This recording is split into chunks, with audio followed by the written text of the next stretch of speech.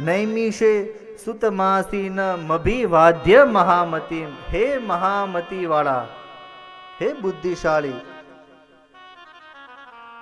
કોટી સૂર્ય સમપ્રભ, એવું સૂતજી માટે શબ્દ વંચાણો છે કે હે સૂતજી, તમે કરોડો સૂર્ય સમાન છો.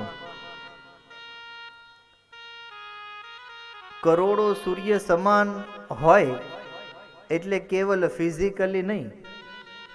ફિઝિકલી તો જો એક સૂર્ય સમાન ક્યાં, એ તો બધું જવા દો. એક આ એલઈડી સમાન વ્યક્તિ હોય તોય તમે સામે જોઈ શકો. કોઈ આપણે તમે વિચારો કે આ એલઈડી જેટલું કોઈનું તેજ હોય તો છતાં આપણે શું કહીએ કે ભાઈ સૂર્ય જેવો તેજસ્વી છે. પણ અહીંયા વ્યાસજી નમસ્કાર કરે છે કે તમે એક સૂર્ય નહીં, તમે કોટી સૂર્ય જ સમાન છો.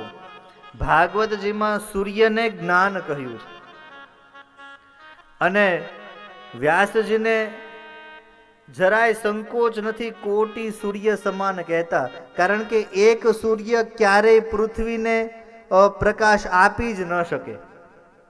અહીંયા સૂર્ય છે પ્રકાશ આપે છે, પણ ત્યાં અમેરિકા એકવાર ફોન કરો તો સૂર્ય પ્રકાશ આપે છે કે કેમ, તો શું કહેશે કે અહીંયા રાત પડી. અત્યારે અહીંયા પણ કાલે યુગે સમયાંતરે આ સૂર્ય જશે, પણ ત્યારે ત્યાં પ્રકાશ થશે.